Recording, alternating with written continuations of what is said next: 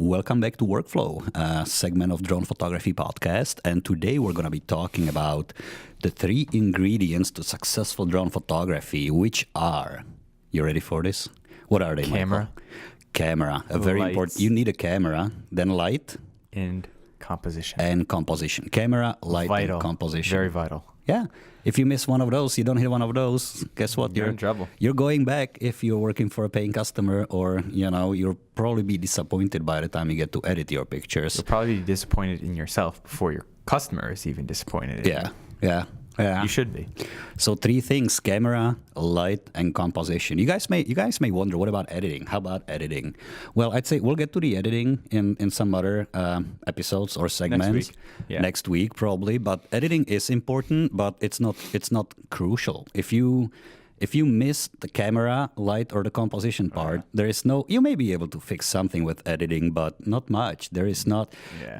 Especially depending on what kind of camera do you have. Not all of them leave you, a lot of wiggle room to actually correct for some mistakes. So you're much better off getting it right to begin with, and then it's much easier to actually come up with some good results. So. Certainly.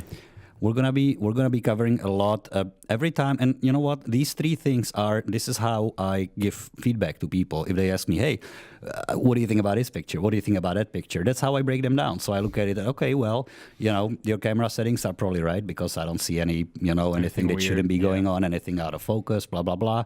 Light is all about the timing, and we're landscape photographers, really. I mean, our cameras are in the air, but we. Unlike the studio photographers who can just, spend money and get whatever the light they want, we have to work with that big shiny ball up in the sky. And golden hour. Golden hour, yeah, that's your favorite. My favorite too, but there's only so many of them you get, so you gotta choose wisely. And the composition, of course, because you especially with drones, now you have the opportunity to manipulate the camera and to position it virtually anywhere, from 2 feet above the ground over water all the way up to 400 feet or so, all the way up to within 400 feet from the nearest structure, technically. Follow the laws. Follow the laws. But it's very important, and we'll talk a little bit more about it. But we'll get started with the camera. So, what is the camera?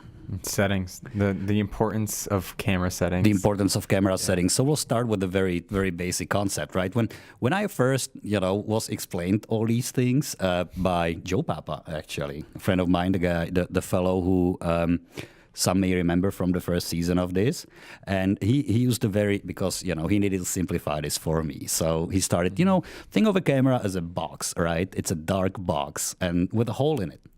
Yep. That lets the light in. And what you control with the camera really are you control quite a few things, but the 3 most important things are the size of that hole, the amount of time that hole opens up for to let the light in, and then the sensitivity of whatever media is there to capture the image, whether it's film or it's a sensor. If you're talking digital photography, you're probably with the drone, you're probably shooting on a sensor. But that's the very, very basics, really. Yeah. So we're going to start, and you know what, like a lot of the cameras, you don't even get to control the size of the hole, really. The many of the more, activity cameras or prosumer cameras, they all have the aperture set, right? Straight on to like 2.8 or whatever, and that's what you get to work with, and you just adjust the amount of time. So, but we'll start with what should we start with? Aperture. I would say might as well start with your ISO because you always want it to be as low as possible. Okay. Why? Let's roll back. What is ISO? So it is official definition. International Standards Organization. But the ISO setting is the sensitivity of the media that captures your image to light, really. Yeah, so it's the ISO is essentially how sensitive is your camera sensor to light. The more expensive cameras, Sony cameras, have great ISO settings. Why is that? What's the difference between the great and the not great? Like, how can you tell? So ISO goes from anywhere from starting at 100 and can actually go lower to 50 and can go up to, I want to say that A7S2 hundreds goes of like thousands. I think it hits 1 million. No, really? Yeah, I think so. Might be wrong. All right. I believe it's close to that. Okay. And the higher the number, the more sensitive it is to light. So instead of having to shoot for a 1/30th of a second. Instead, you're able to shoot at 1/100th. Or okay, so you can 1/500th. play with the sensitivity. It helps you adjust the exposure of the image or the video. But You always want it as low as possible why? because it introduces noise. The higher you go, the more noise. And if you have too much noise, you probably don't have a great image. Yeah. Unless it's the image you're going for, which Unless you're looking for a whole bunch of noise. Yeah. Oh, I like my noise sometimes. There are cameras that introduce some amount of noise, and you'll always. So see, I don't chase after noise. I try to keep it to minimal, but you'll always have some, especially a lot of like the Sony cameras you look at. It's a little granular. You could call that noise, but they're not that terrible. It's that look. But you're right. The higher the ISO, the more noise it introduces into the image. Yeah. And that's usually a bad thing for the image. And the higher, I would say, level, higher range, I'm not going to say more professional, but higher level cameras actually professional cameras, are better at addressing that. Much so better. you mentioned the Sony cameras. Some of that line are actually, you can run the ISO up to, make a night look like a day, and it will still not introduce barely any noise to it, which is amazing. I saw a shot on the Sony A7S II at 51,200, which on any camera, most cameras don't even go there. But on the A7S II, it was from the camera brought into Lightroom, and there was very little noise. Yeah, my craziness. camera, I put it at 400, and I see more noise on my camera than on that. I mean, so essentially, you want it as low as possible. As low as possible. The higher so what is a good ISO setting for the drone situations? We'll start with like any really Mavics, Phantoms, the Inspires. So you want to keep it at 100. 100. I find 100, Possible. 200 is not bad either. Very minimal noise. And if you need to, if it gets starts getting a little darker, or you're indoors, you can easily bump it up to 100. Just to make sure all the other things kind of fall in place. Once you get into like a late twilight, the night situation, you can get it. I do push it to 400 actually. I think by then you'd be good. For video actually, and it again depends what you're shooting, right? So if you're shooting a city and you have a whole big skyline to light it up for you, then you're fine for video in 200s and photos in 100s if you're running a longer shutter speed, and we'll talk about it a little bit later. But the 400 is about the limit, my comfort level. I know if I have to get to 800 on any of these, as I said, Mavic Phantom, Inspire, the X5 camera line, it's already getting pretty noisy, and I may have to do something about it later in the post. And there are some things to do about it in the post, which we'll cover in some future workflow episodes. All right, so that's the Camera ISO. settings. What about the aperture? So keeping it short and simple, the smaller the number, the brighter your image, the smaller the number, the bigger the hole. Yeah. Yeah, pretty much. Exactly. So a lot of the entry level or prosumer cameras will have the aperture locked actually at like f2.8, which is it's pretty wide open. It's enough for being in the air when nothing's close to you. Yeah, which is fine for most of the users. Actually, there's nothing wrong with it. It takes away, not everybody is looking to have a full control over the camera. Some situations you may not even need it, like search and rescue or any kind of law enforcement operation. Anything that's not like cinematography or high level photography, you're probably better off not having that, another thing that you got to worry about. To struggle with. And for everybody else, you're right. The smaller the number, the bigger the hole, the more light it lets in. So by opening up the aperture, by setting up aperture to a lower number, you're opening it up. And you can open it up to, depending on some really fast lens will go to like f1.7, 1.5, which is like 1.2. super fast. I've seen 1.2. 1.2 is really fast. Some of the, most of the Micro Four Third lenses for say, the X5 camera line, they're, 1.7, 1.8 range, f2 if you're looking at the 12 millimeter, and they close down all the way to like f20, f22, so like tiny little, pinhole. And that controls the amount of light, and that also controls your depth, of field. So the amount of space away from the camera that you can actually keep in focus, really. Yeah. So when you have a small number, you'll have a larger hole like this. As it gets larger, you're talking about 16, 18, 20. Yeah. It's smaller, lets in less light. Therefore, it's a longer shutter speed that you need. Yeah. And all right. The shutter speed being... That brings us to the shutter one. speed. Yeah. Yeah, nice one. So two different things, right? You can do about a shutter speed for whether you're doing photography or video. Little different rules. So shutter speed and again, we're looking at the box with a hole that lets in the light, and shutter speed is the amount of time that you allow the light to go inside through the hole, really, into your camera.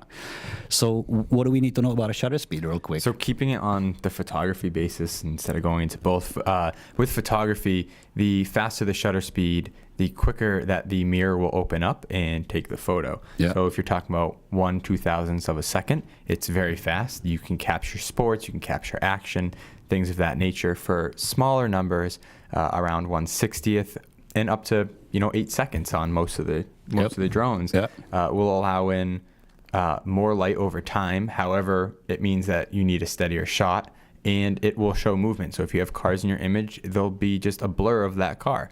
But sometimes you'd want that. So what is about a range, or what shutter speed? So it's in a tenth of or fractions of a second, usually up to the full seconds. Where about do you start introducing blur into like moving objects?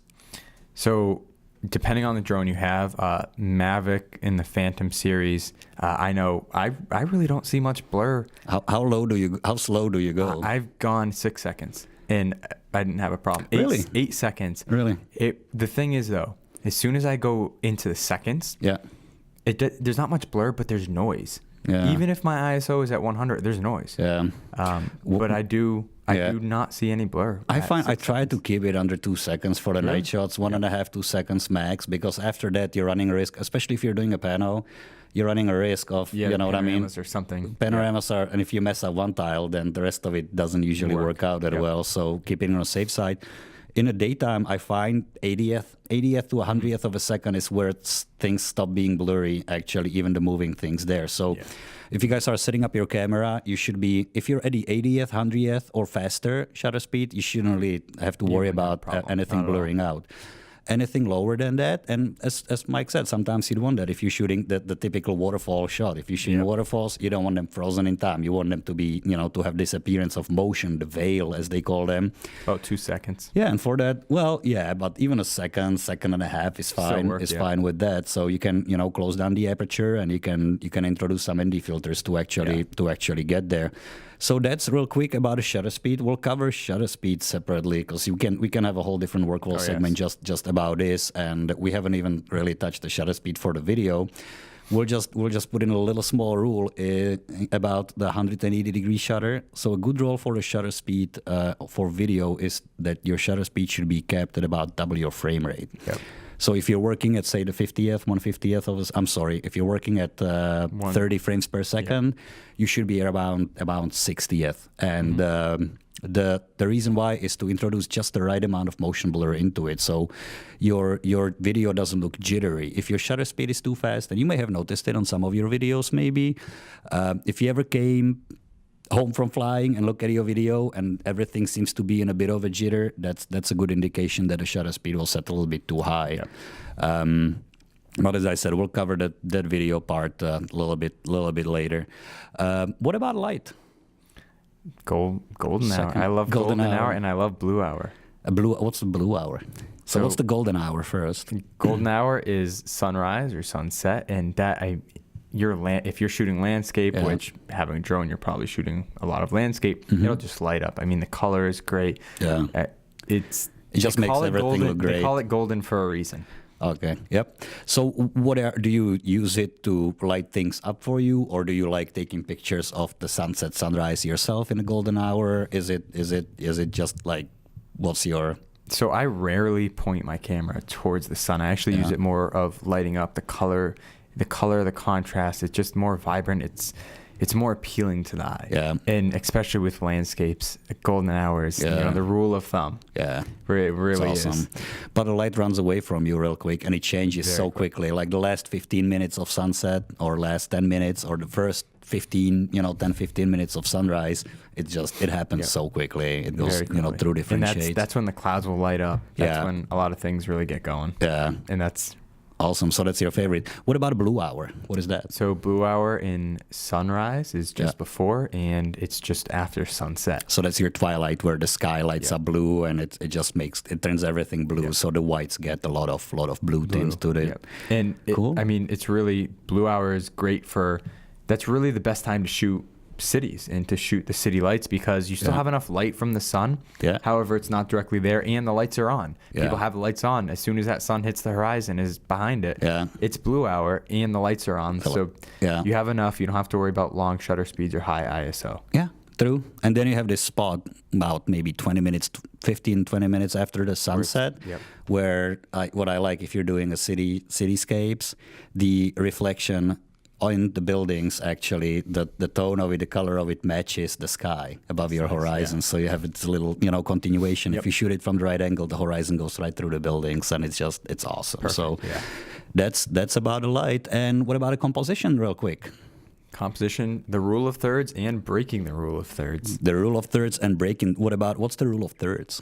So the rule of thirds is basically, if you were to look at, your frame, you have two lines going across, cutting it into 3 rows. And then you have 2 lines going up and down, cutting it into columns. And you basically have 9 squares, like you're playing Sudoku. Yeah. So whatever your subject is, you're trying to keep in wherever those lines intersect, pretty much, because those are your thirds. Yeah. Keep the horizon on one of the rule of third lines. And if you have an object that you're photographing, keep it on one of the points where the intersections are. Keep it on one of those points. And if it's sunset, you'll probably be shooting with your horizon at the lower third, because the sky is probably lighting up. Yeah. Or you can use it as a diagonal, right? So if you're shooting a bridge or, say, road or whatever, something straight, you look at it at a diagonal. So it starts in one of the bottom third intersections of the lines and goes through the top third one. So again, it's diagonal, rules of thirds. Yeah. Cool. What about breaking rule of thirds? There's always a time. There's always a time and place. You're eventually going to do it. Yeah. I've done it plenty of times. A lot of times, if the sky is perfect, but it's a city shot, and I want to get both in, I just stick it. Center it. Right in the center. Yeah. Okay. So I do that too. I'd rather get both than have to choose. I mean, I'll do 3 photos. I'll do one with the horizon at the bottom, then at the top, then in the middle. Yeah. See what I like later on. Thanks God for digital photography. You're not wasting any film. Yeah. That's awesome. That's really cool. 16:9, 4:3, 3:2. What do you do for aerials?